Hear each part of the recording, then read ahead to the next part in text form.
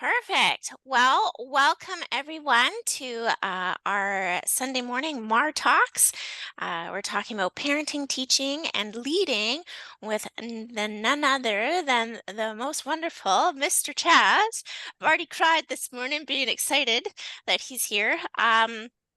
So we are, as Mar, we are super excited to have one of our favorite early childhood educators joining us for a conversation on parenting, teaching, and leading.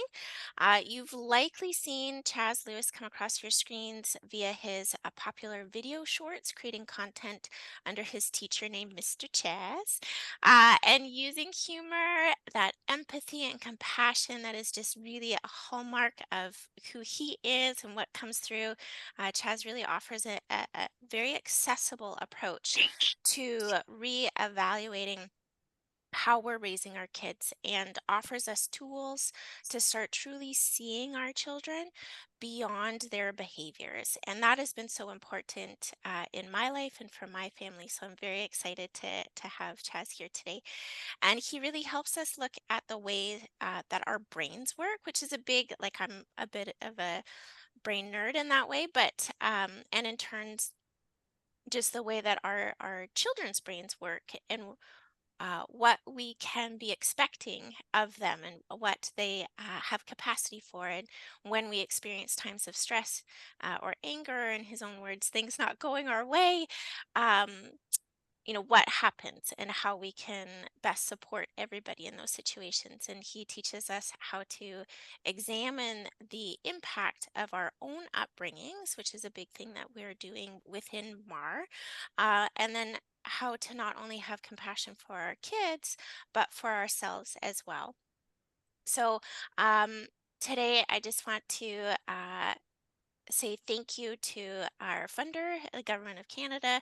We're very grateful that we're able to hold the MAR Talks discussion series, and because MAR Talks brings our members and greater community together for the opportunity to explore these really interesting and intersecting topics of anti-racism, inclusion, and advocacy from the perspective of BIPOC leaders and change makers and inspiring public figures. So we're very, very grateful for the opportunity to share these talks as a catalyst for some deeper education and learning.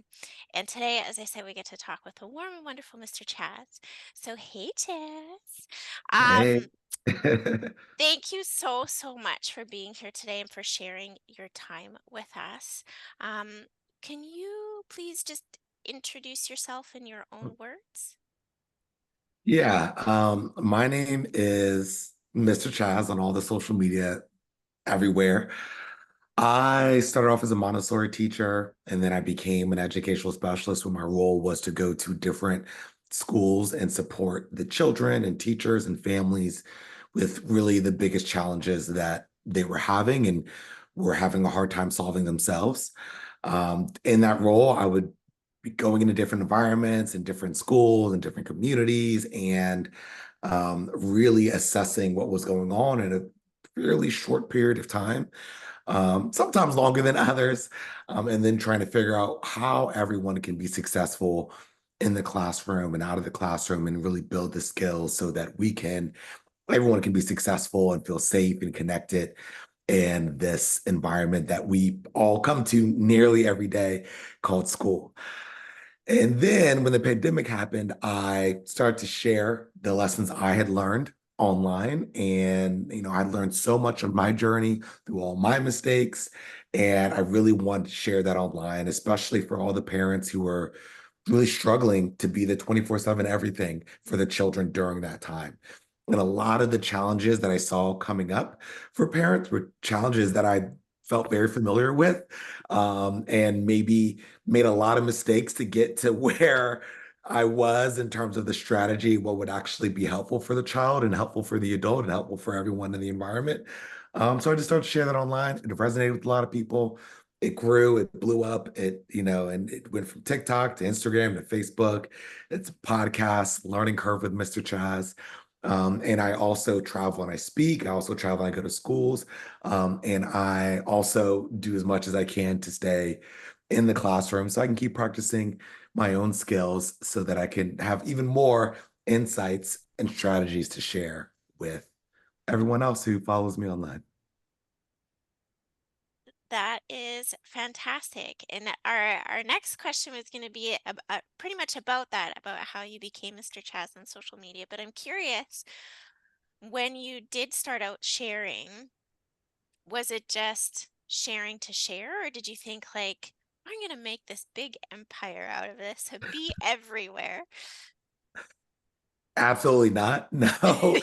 Um, I was just sharing, the lessons I learned on my journey. And I just, I was really calling back and really thinking about the beginning part of my journey where, I was doing a lot of the things that I would discourage you from doing now. And, I even had a lot of passion and care very early on, knowing that I was helping to raise the next generation of humans. Mhm, But I mhm, didn't really quite know how to do that in a way that was helpful. Yeah, I remember there'd be situations where children would be kind of arguing back and forth. And then I would go in to try to help them solve their problems. And by the time I was done with them, they'd be throwing hands and hitting each other. And so that was very difficult for me because again, I had this passion. I really wanted to help, but I didn't know if I was helping or if I was hurting. And so I really went on this journey to find better strategies to continue reflecting and learn from others and practice and learn and practice and learn and reflect and make mistakes and learn and practice more. And I remember how hard that was for me. And so, really, what drove the decision to start sharing online and to keep sharing online and keep posting was to help the people who are kind of in that position, especially parents, because I know obviously, like obviously teachers care, but parents, of course, really care. That's their child. And so I can relate to the frustration and the anguish of really wanting to help, but not quite having the skills yet. fantastic. Thank you. It's very kind of similar to how Mara started. It's like when I started Mara, it was not with the idea of creating this big movement or organization. It was essentially wanting to be able to have a space to have me and some of my friends be able to talk about like how do we instill and uphold those anti-racist values, and how do we raise those anti-racist kids, and like you said, it just resonated with people, and it grew and grew and grew, and now here we are. So I think that's one of those things that I appreciate about you is what I feel comes through with your videos is that authenticness of you and just sharing that experience. And it seems to be different than some other content creators. Not to say that their way is bad, but just that they're creating content to create content. But for me, what feels like comes through is that you are creating content to help, and that it's coming from a genuine place of compassion and wanting to help and make the world a better place. Um, so for that, like for folks who are joining the call or who are going to be watching this video when we talk about like what you're creating, I'm wondering if you might be able to explain kind of the key aspects and values around the concept of conscious discipline. Mhm. Yeah. So conscious discipline is the framework that I practice. And really, if I were to kind of condense it, it's really about learning to create a little bit of space between the reaction and the stimulus, not just reacting, but being able to slow down and respond as opposed to react and be more thoughtful and more intentional about how we are navigating our social relationships. And as much as I focus on, helping to guide children and helping to, support children, this is really something like the strategies and conscious discipline. The framework is something that can help you navigate any social relationship. Now, it's going to look a little different depending on the relationship and the age of the person and where different people are at in their development.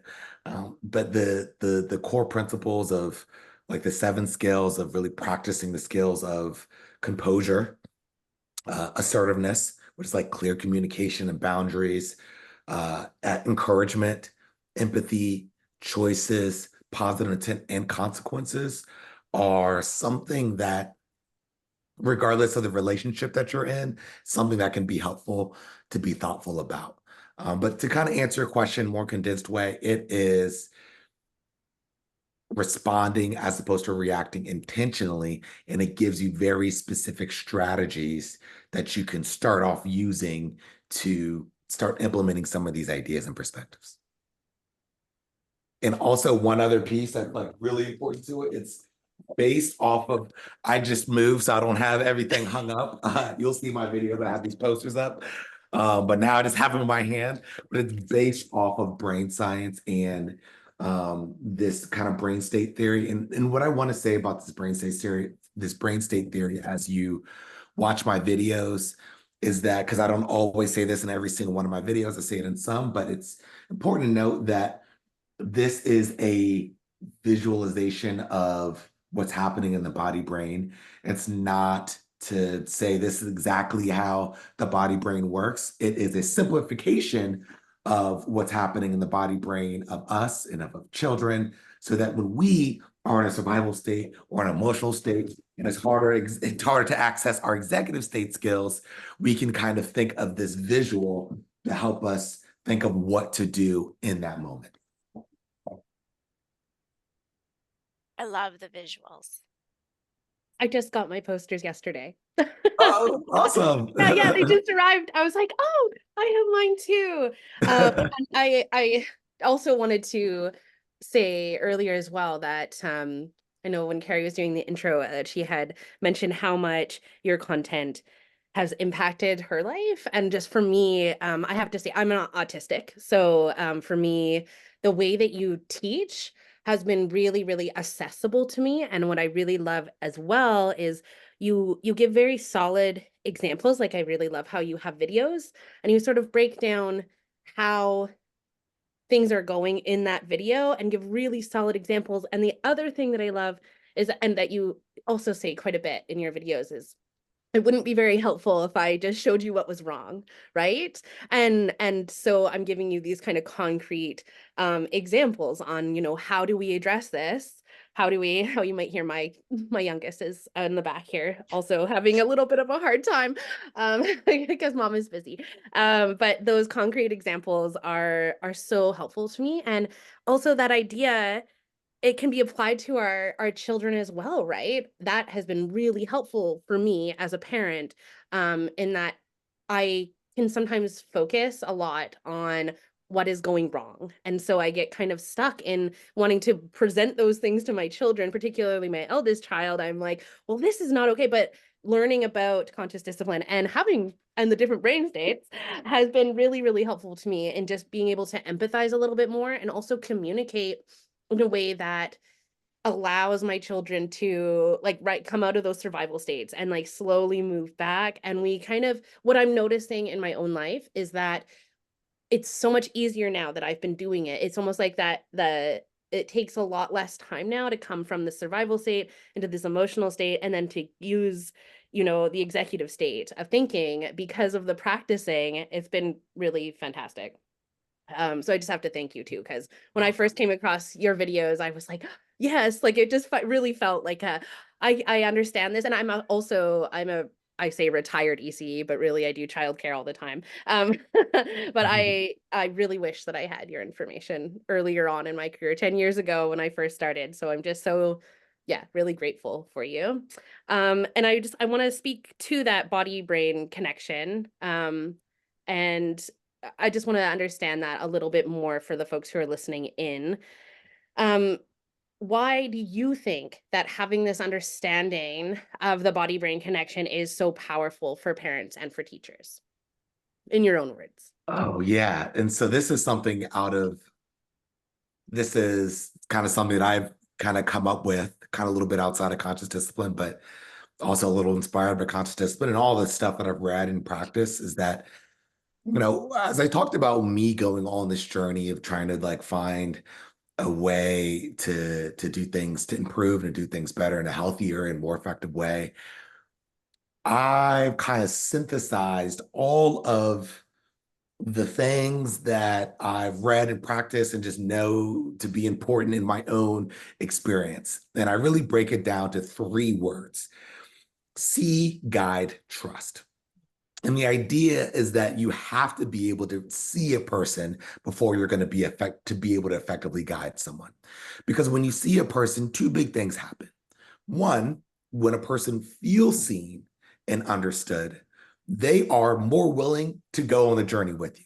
You don't have to drag them along the journey. When you feel seen, it's like I'm gonna come with you willingly because you get me, you get it, right? And I think we've also had like even in our own adult lives had maybe a boss who we didn't feel seen and understood by and disconnected from, and those are probably the bosses that we didn't grow as much with and might have been a little resistant towards some of the things that they were trying to tell us to do. And maybe a lot of their guidance, even it might have been even good guidance and helpful guidance, often falls on deaf ears. And the same thing with our children. A lot of times we have all the wisdom, we have all the understanding. If you would just listen to me, then everything would be rainbows and butterflies and sunshine. But we miss that important piece of seeing the child first. And the other big thing that seeing the child does is that it allows you to have your guidance go directly to that person with where they're actually at, right? It's almost kind of like, I wish I had a visual right now. I'm trying to like in my head, trying to quickly like trying to like make up a visual. It's almost like if we were I'm just gonna pretend. Let's pretend this is your friend's house, right? And you're trying to go to your friend's. You're trying to drive to your friend's house, and you start off here, and you say, okay, I'm gonna come to your house, and you drive there, and then you come here, and you're like, hey, you call your friend, and you say, hey, I'm lost. What's the first thing they're gonna ask you? Where are you at? Right? And they're gonna ask you where you're at so that they can guide you to where to go. Oh, just take a left and you'll be right there. Now, conversely, if you call that friend, you say, hey, where are you at?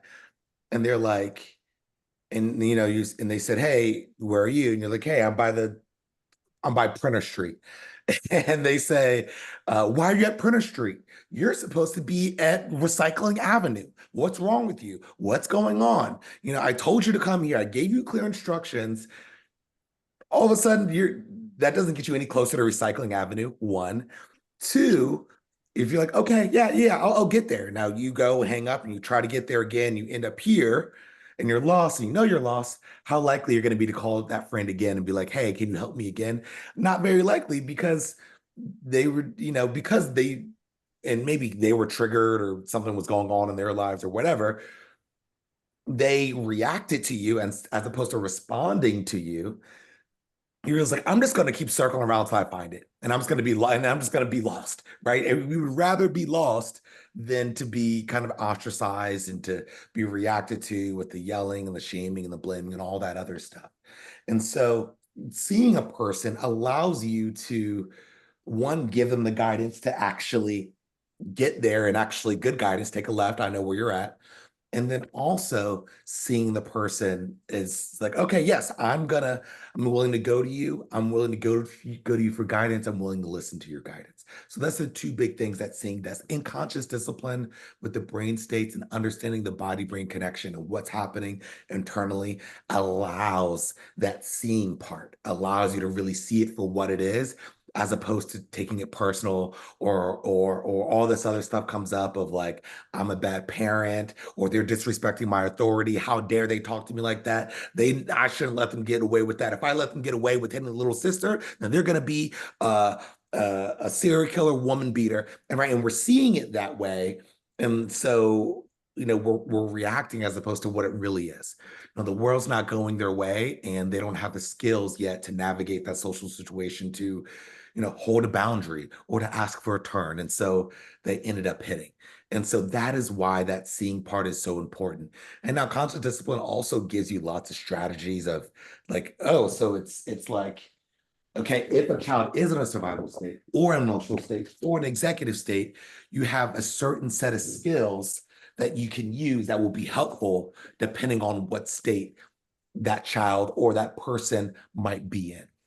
And now the trust part can sometimes be one of the hardest pieces, and it kind of connects to the seeing part, but it's trusting that everyone is doing their best with the skills, knowledge, and resources they have access to in that moment.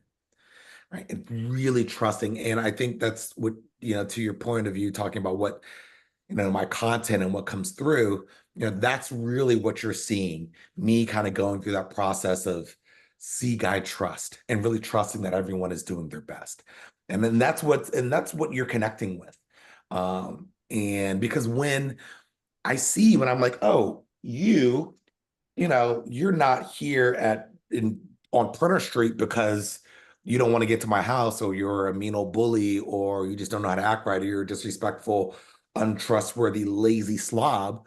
You're here because you haven't practiced coming here enough. Maybe you just don't have the skills to get here, to navigate the situation. Maybe you don't have the resource of a GPS. Maybe, right? There's a lot of ways of where we can focus. Oh, like, let me see you first so that then I can guide you. And so I know I add a little bit to that question, but to answer it concisely, the reason why the body brain connection is so important is because it allows you to see the child so that you can more effectively guide the child.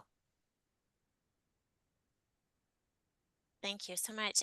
My brain is just like right now listening to that answer, and um, the parallels that I was kind of extrapolating with anti-racism work, like with parenting and both anti-racism work. Oh, I'm just gonna have whoever joined us just mute themselves. Thank you. A lot of times I've noticed that we get stuck in the shoulds. So this person should be able to do this by now, or this child should be able to do this, or this person who is, on this anti-racism journey should already know this, or, Mhm. like all of these kinds of things, which to me, what I say and how I feel about this, like doing this work, is that takes us out of the reality of the situation. And now we're Mhm. not able to, like you say, see that person as to where they're at. And then as I'm saying this, I'm just making a further connection of, like when we should on ourselves too, Mhm. right? And we're not seeing ourselves or accepting the reality of the situation where we're at and placing all the judgments on that, which then just pushes us farther away from actually being able to get to a place of that guiding and that trusting. So that was amazing. My brain just went oh, Yes. And so, a part of and one of my, this is like one of my favorite pages of this entire book that I'm going to show you, and I'll show it to you later, but it's really kind of like a two-parter. And it color codes the skills with the brain states. But one of the pieces that is connected to what you're saying right now is that they are the powers. On conscious discipline, you have the skills that I listed before: composure, assertiveness, empathy, encouragement, choices, positive intent, and consequences. Now, those are the skills. For us to be able to kind of like turn on those skills, for us to be able to really access those skills, we need the powers, which are here too. And to access the skill of empathy, we need the power of acceptance, right? And accepting doesn't mean that, like, it is what it is. I'm not going to do anything to like change it, but it's accepting that, okay, this is the reality of what's happening right now. It's accepting that, okay, it's raining, so I'm going to put on a raincoat, right? As opposed to like, it shouldn't be raining right now, it shouldn't be raining right now. And then you go outside and you get wet, right? It's really, and I love the shooting on ourselves, right? Like, we do it all the time. We shoot on ourselves, we shoot on other people, but it doesn't actually change what is. And mhm. once we can accept what is, then we'll have more power to impact what can be. Right. And so when we aren't accepting, you should already know that, or you should have already done the work, right? Whether or not that's true, it doesn't even matter if that's true or not.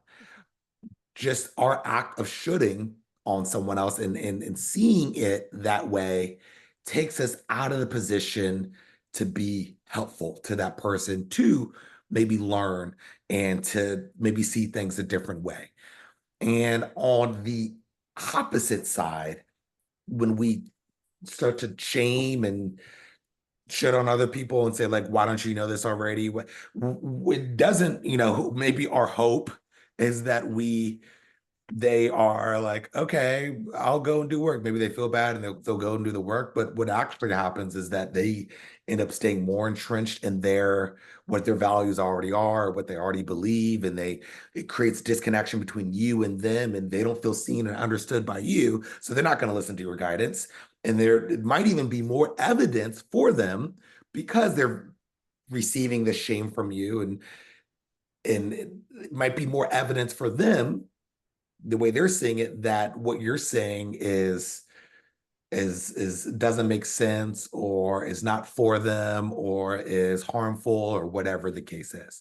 When they can feel that like when they can feel seen and understood, and when they can feel seen and understood, okay, when they can feel safe, and not just in anti-racism, I'm talking about just in any conversation, in any topic, and anywhere in life. Remember, this goes very broadly.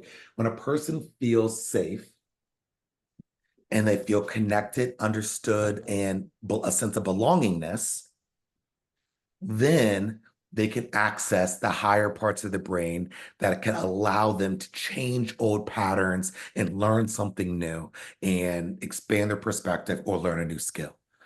If we just shit all them like, hey, you should know, you should know, you should know, we're just going to keep them down here where there's no new learning can happen. And that's really important to know. You might feel better by the end of that for a second, and I would even encourage you to investigate that, but you might feel better for just like letting out how you feel and just reacting in that moment, but it doesn't move you towards what your actual goal is, which is anti-racism or inclusion or educating or helping creating a world where people understand each other and create and treat each other with equity and love and compassion and world peace. I say world peace because I mean, when I think about like my overall goal, I think about like the conscious discipline and guiding children in a healthy and effective way as moving the needle a little closer towards world peace. Now, I'm not naive enough to think that in my lifetime Mm-hmm. that there Mm-hmm. will be world peace, but I do believe that we can start creating the foundations for it and create the conditions for it and help people develop and grow enough to to to create the systems that then will create world peace. Yes. Yes. We subscribe to that too, in that like I don't think within my lifetime racism is going to be dismantled, but the work that we're doing now helps sets up the future generations to move towards that mutual liberation and unity and ultimately that world peace. So switching gears just quickly a little bit, but building on what you've said, I'm wondering if you've seen this quote that's been going around on social media from the handle is at the Mona Lisa, and they say if you hear gentle parenting and automatically assume it means a lack of discipline, that's because you equate abuse to discipline. You should unpack that in therapy. And it's, to me, it's again that conflation or that kind of being out of reality of things. And so I'm wondering if we can just unpack that a bit right now, if you have thoughts on that, or in your experience, what's the difference between when we're talking about abuse, punishment, and discipline, and why is it hard for us to tell the difference sometimes? Well, I think to the sentiment of that quote, it's that we have a tainted view of what discipline is. Hmm.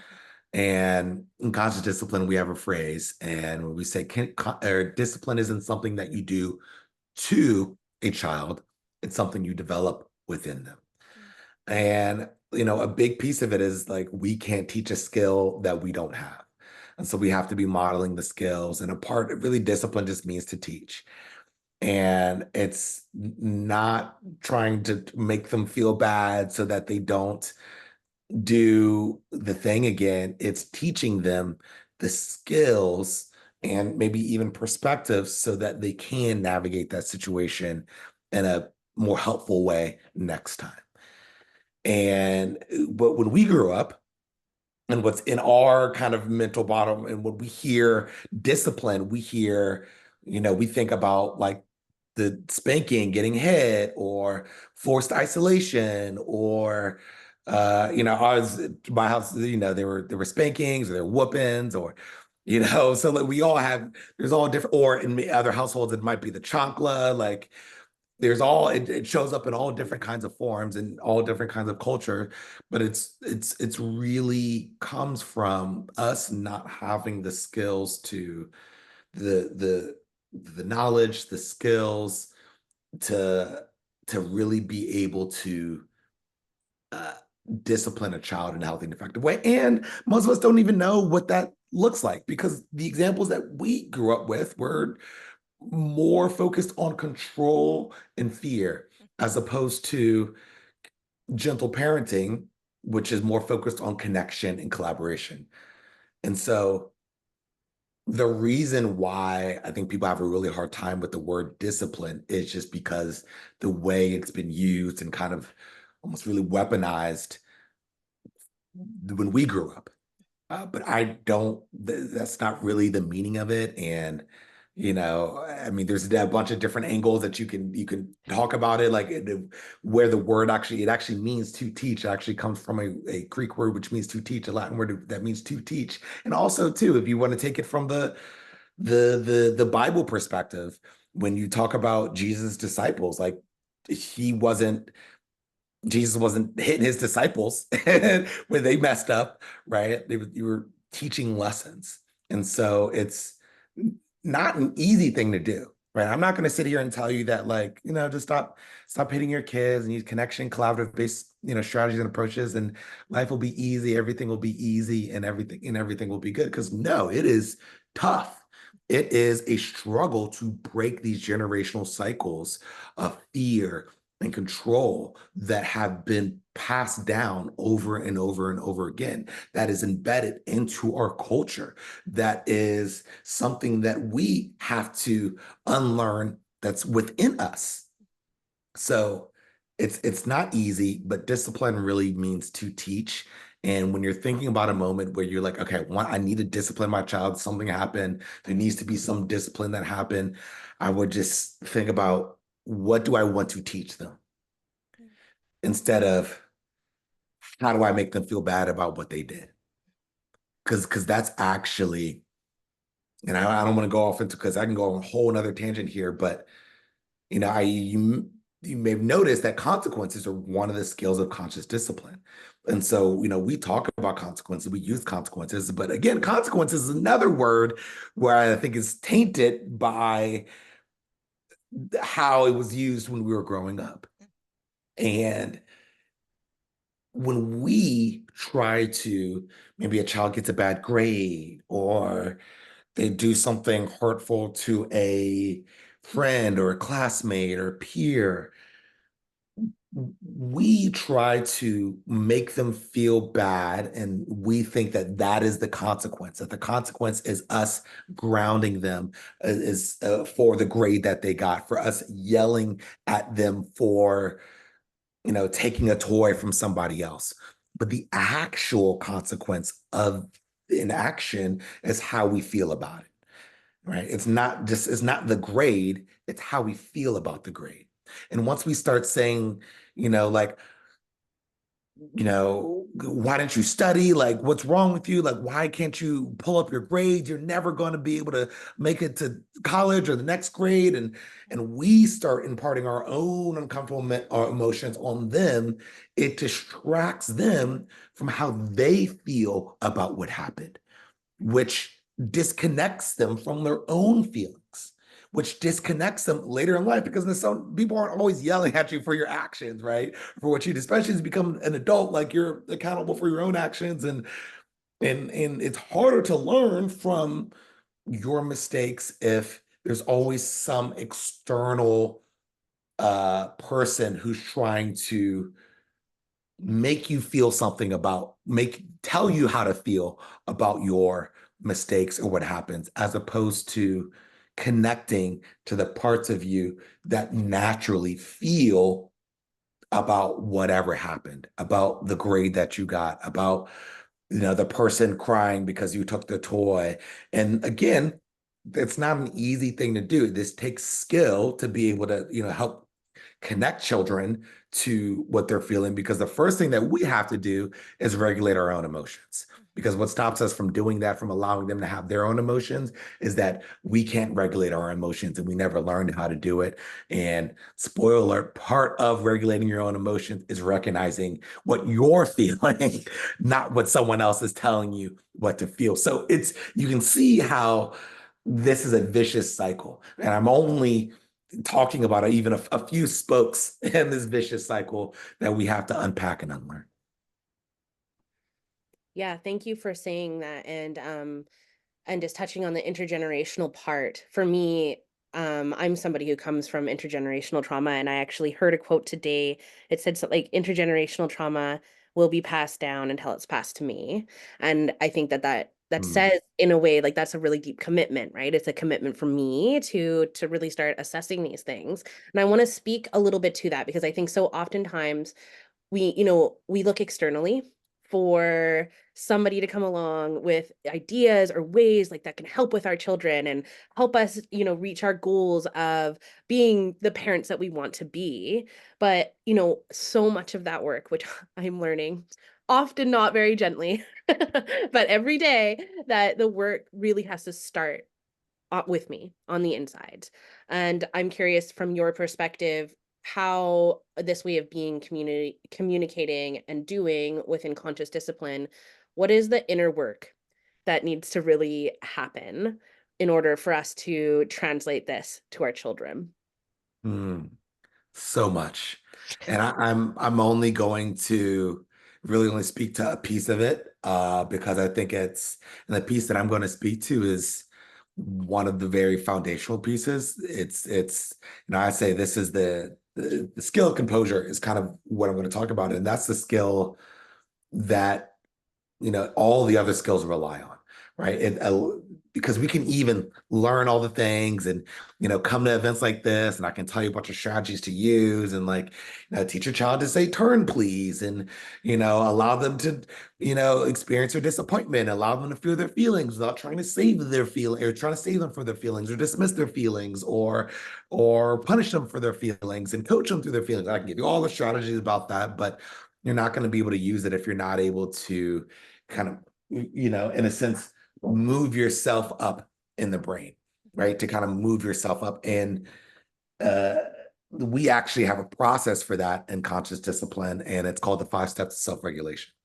I'm going to very briefly touch on it. If you want to go deeper into it, I recommend reading the book Managing Emotional Mayhem, The 5 Steps of Self-Regulation, by Dr. Becky Bailey. And because I do all this conscious discipline stuff, you can get free shipping using my code Mr.Chazz24 on all the conscious discipline stuff. So here's the 5 steps of self-regulation. The 5 steps, and the shorthand is I am, do like this. I am, I calm, I feel, I choose, I solve.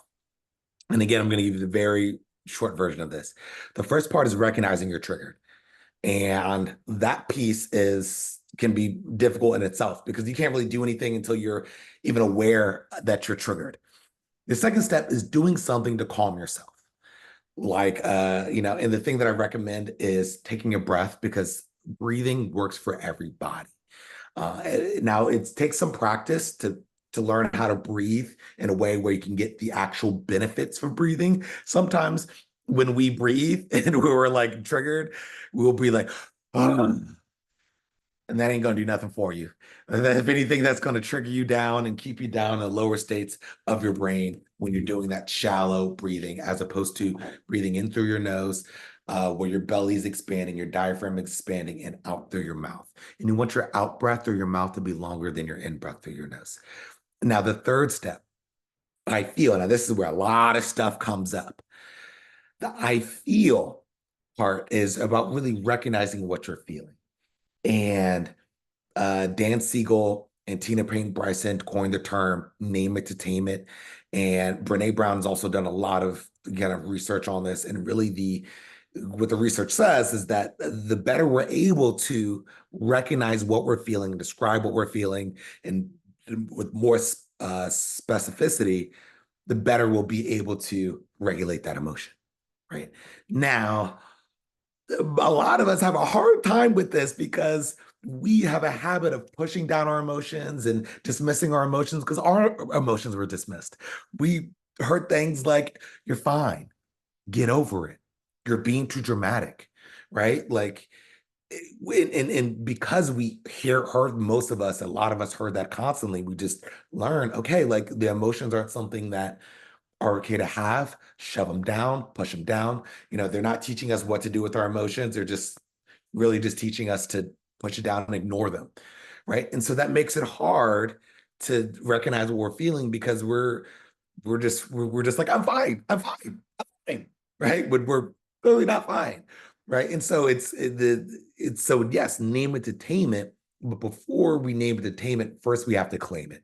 We have to be able to say that this is what we're feeling, and and that is where a lot of that work uh, is for a lot of us because it's so ingrained in our body brains to push down our emotions and to not talk about them. And so, and even, not even just with parents, with teachers too, like there's a very common phrase that we say, leave your emotions at the door. And if we're leaving our emotions at the door, then we can't even recognize that we're having an emotion. So we can't regulate our emotions. And we're human. So we're still going to have emotions. We're just going to push them down until we blow up and we yell or we do something else that's hurtful. That may even cause us to lose our jobs. Now, as the parent, you may or it's the same thing, right? And I'm going to bring another point kind of full circle in kind of in this point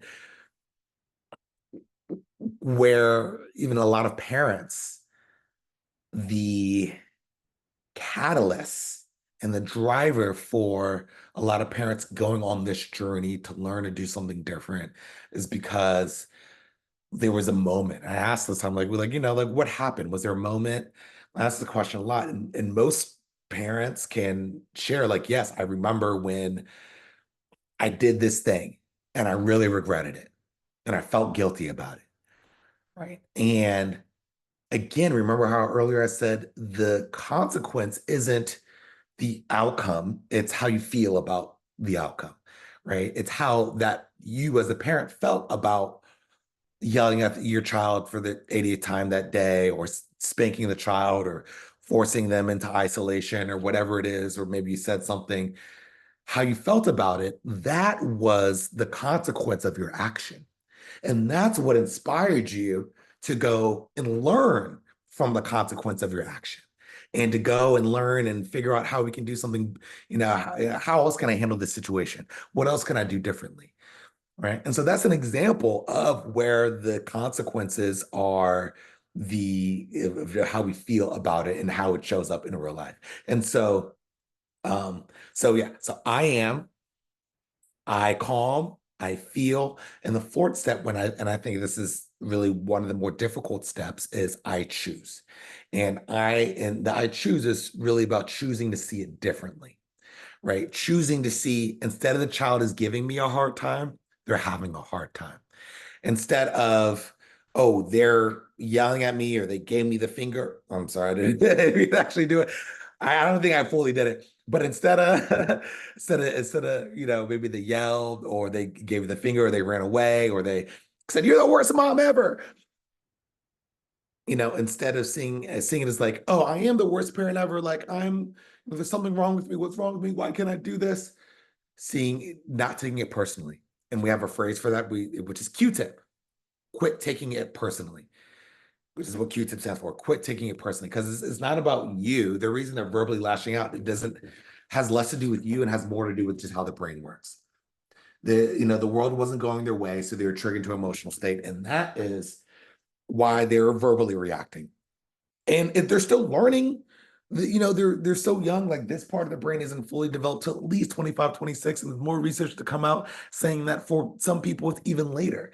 And you, even as the adult, when that child verbally reacts or says, no, I'm not going to do it, or you can't make me, whatever, that's probably not going your way. You get triggered here, and you probably want to verbally react too.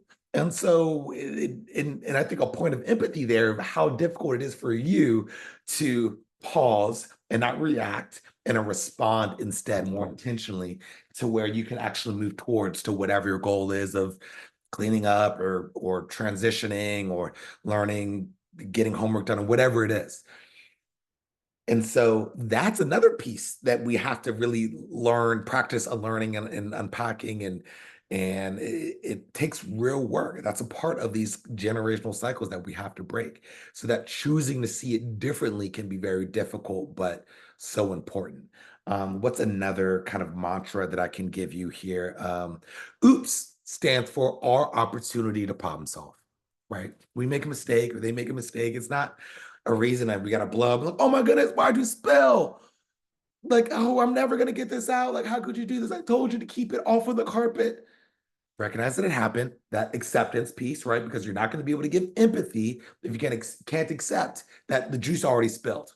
It happened, right? So you're not going to be able to get empathy if you're not able to accept that it happened first and see it. Okay, this is oops. This is an opportunity to problem solve. Maybe this is an opportunity to teach them how to get a stain out of the carpet, and they can help me through that process, right? And that can be a part of that consequence of the action.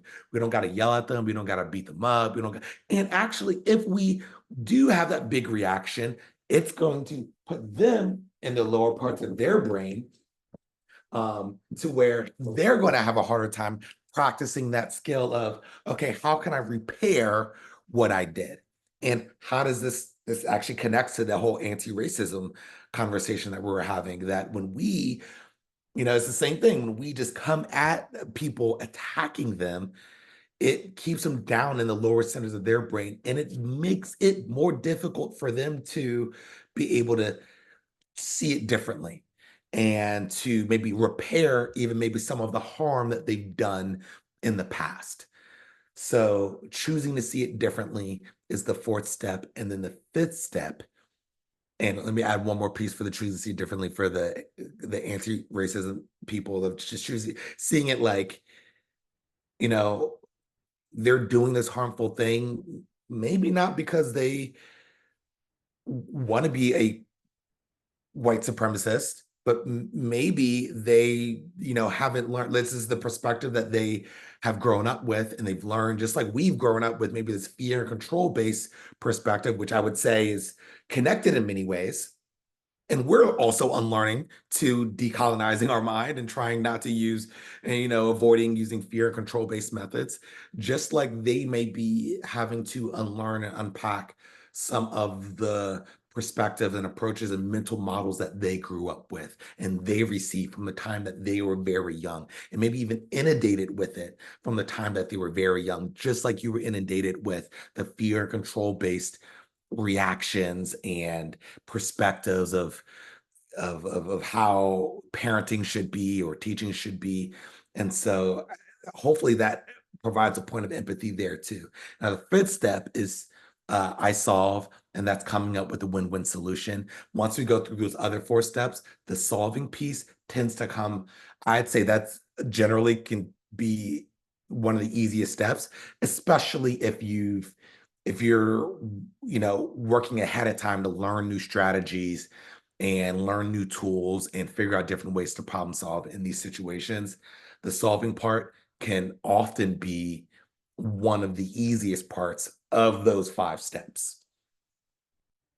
I know, big answer, long answer, but I I think love it it. I encompasses a feel lot like I've there. just been hearing a whole workshop, and this is great. And how you've just walked through that process and connected it to so many different things, both for parenting and within the anti-racism journey. And it's something that, like, I've noticed and observed in doing this work, and my thoughts on it too, like you say, growing up in that socialization of control and fear and punishment, and having a connection between many of us were parented in knowing that we were good when we were being obedient, and it really had nothing to do about our personal goodness. And so as we're doing this work and someone feels mm, challenged or being held accountable, getting into that fear state and then not being able to take anything in.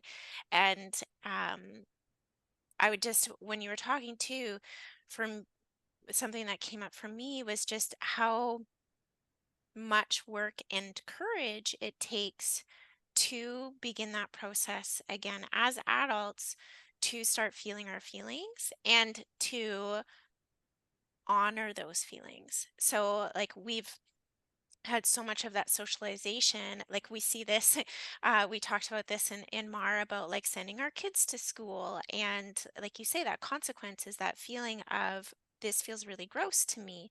Or, in a co-parenting situation where, maybe one of the other parent reacted in a certain way and it didn't feel good, and you're recognizing that feeling. But then there's that courage that needs to happen to be able to say, I honor this feeling and I'm going to say something, or I'm going to do something differently. Um, and just wanted to acknowledge that is a big piece too, right? And that takes time, and really learning to value ourselves in this process too. So thank you for that 5. I feel like I'm going to be watching the recording and like replaying that over and over again to Mhm. be able to really have that sink in. And before we kind of wrap up and maybe get in a question or two, I just wanted to ask, was there anything else, Chaz, that you wanted to share with our families who are going to be watching, educators who are going to be watching, that can help them really start connecting and guiding children in a better way today? Yeah. I will say to stretch the reaction until it's a response is a way that it's okay to just pause and to think you don't have to. There's usually rare moments where a reaction is warranted. There are so many more moments in our day where a response will be more helpful than a reaction. And not to say reactions are never helpful. And the different brain states, they're not bad. Survival state isn't bad. It's necessary. It wants that part of the brain wants us to survive. The emotional state part of the brain isn't bad. It's they just are. And then the one other piece that I want to help people kind of create awareness around is that when we get into this emotional state, we as the adults can get this emotional state too, when something doesn't go our way, the way that we hope, the way that we expect it. And this is often where we see the world as me versus you, as opposed to me and you versus the problem, right? When a child hits another child, we could sometimes see it like it's me versus you. You're not gonna be hitting in my classroom and I'm going to teach you a lesson. Or we could see it as this child is having a hard time, communicating or setting a boundary or asking for a turn. And that's what the actual problem is. And so let's get on the same team as the child and help the child learn how to ask for a turn or set a boundary or get help or whatever the situation warrants for, whatever that problem solving that we believe would be more helpful for them to do. We focus so much, and as you were saying before, we focus so much on what not to do, on what don't to do, and we have a negativity bias, and that's where we're going to go to first. So just really try to focus and shift to, okay, what I want them to do, what do I want to teach them, and how can I help? What do and that's I'm going to end it there. What can I do to help? How can I help? What skill is missing? What need is missing? How can I support you? As opposed to what's wrong with you? It shouldn't be this way. If I would have did that when I was a kid, I would have got a, X, Y, Z. So yeah, let's take a question real quick. And yeah, I've been pretty long with the question, but yeah, ask a question and get maybe someone can ask a question. I can respond. Hey, so we do have a question in the chat. Um, is it okay to walk away to regulate ourselves before dealing with a situation at hand with a child. I sometimes feel like I need to do that, to do those 5 steps that you mentioned. Such a helpful question. And that's why I love questions, helps us dive more into the nuance. So ideally, you would like to work up to be able to self-regulate in the moment and respond to the moment without leaving the situation. Ideally. Now, ideally doesn't always happen. And there's ideally, and then there's also reality, right? And that's not where we're going to be at all of the time. So the reality is if you aren't able to do the 5 steps of self-regulation, you find yourself needing to leave, especially, often. And a couple things I would say. One, try to have those conversations with your child ahead of time. So in the moment, they know what to expect if you're going to have to walk away and take a break and to calm yourself down. Let them know ahead of time. So it's not like I'm just abandoning you. No, I'm trying to meet my needs. I need to calm down for a moment and then I can go and then I can help you. And so part two of this is another reason why this is powerful. This can be a powerful practice as well, is that, excuse me, we are teaching and modeling for children that it's okay for you to, like, if you need to take a break to meet your needs, it's okay for you to meet your needs, right? It's okay to listen to your needs and meet your needs and do, what's helpful for you in a way that's not hurting anyone else. Right. And so that's can actually be very powerful modeling too, especially if you don't have those 5 steps if you're still working on those 5 steps of self-regulation. Another thing about the 5 steps is that when you first start, it's probably going to be a little clunky. It's going to be a little slow. And I think, as you were saying before, like the more and more you practice, the easier and quicker you'll be able to kind of move up. Right. And you might even be able to do it like that as you practice and you kind of create new patterns in your brain to automatically breathe, right? Or, oh, I'm triggered, I'm breathing, I'm feeling frustrated, but this isn't about me. He's having a hard time asking for a turn. I'm going to teach him to ask for a turn. Say, turn, please. Right. And so that's a very quick, I just did the 5 steps of self-regulation just there. And I just did it out loud. So it's going to be take a little bit longer because I'm verbalizing out loud. Doing it quietly to myself would have been like a second or two. So keep practicing the 5 steps. Just wrap it all up. Keep practicing the 5 steps. Talk and about you needing to uh, go and to regulate and to calm yourself down after or before when everything's going well. And since we got balloons, I guess I'm gonna have to celebrate when things go well. Celebrate when things go well. Um, and you can also teach them that they need to take a moment and they need to walk away, that they can do that as well. So yes, you can very much walk away if that's what you need to do. Keep practicing those 5 steps. Yeah, thank you so much. I loved the balloons at the end. I thought that was a great way to like celebrate that too. My son does homeschooling, but we have an online teacher and she always accidentally does this. And so there's constantly balloons coming up, which is funny. But thank you so much, Chazz. This has been just such a fantastic chat. And I'm so, so grateful to you for taking the time to be with us today. It's really meant a lot. And again, thank you for the content that you put out and just being so genuine and heart focused. And yeah, it's so impactful and I cannot thank you enough. And I just want to say thank you to everybody too who joined us today and took the time out of their mornings to be with us. Thank you all. We're like pretty much right at 11, so we're going to be saying our goodbyes to Chazz, but please do follow us on social media. This will be recorded as it's being recorded right now, and it'll be uploaded to our YouTube channel. We are also on Facebook at Moms Against Racism. I think it's Moms Against Racism Canada. Yeah, on Facebook. And then we're also on Instagram as well. And Chazz is also on, I believe, all of those things as well, right? Instagram, YouTube, and Facebook, I know for sure. And you can follow him at Mr. Chazz. think it's Mr. Chazz on Facebook. And yeah, Mr. Chazz, Mr. Chazz. Mr. Yeah. Chazz, Mr. Chazz, that's right. Yeah. So please. Oh, and you also do have podcasts, which I am really excited to check out as well. So please also look at those things. And yeah, big thank you to everybody for being here today. Thank you, Chazz. Thank you so much. Thank you so Yeah. much. Thank you for having me too. And if you're interested, just hate to do the plug at the end, Yep. but I know a lot of times people ask about the book or the posters or whatever. And actually, this might not be a good place to, you might just delete this last part because you can't, unfortunately, you can't get free shipping in Canada. So it is pretty expensive, but for anyone who's listening from the States, you can get free shipping using the code Mr. Chaz 24.